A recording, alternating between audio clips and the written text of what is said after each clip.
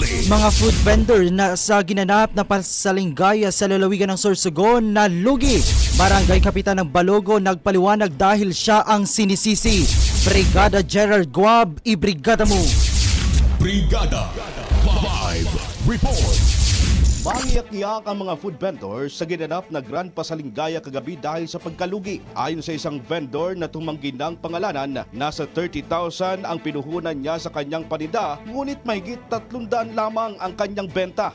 Isinisisi ng ilan sa mga nagtitinda sa loob ng sports arena sa kapitan ng Barangay Balogo ang kanilang pagkalugi dahil sa pinayagan umano nito na makapagtinda ang mga wala namang permit.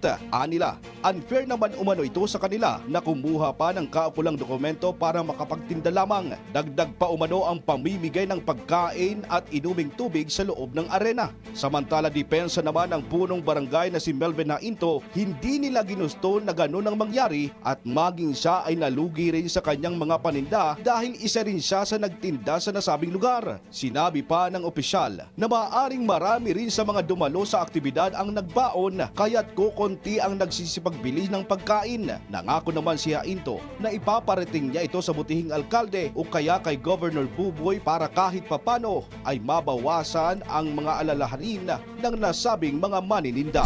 In the heart of changing lives, ito si Brigada Gerald Guab ng 101.5 Brigada News from Sorsogon, the Music News Authority.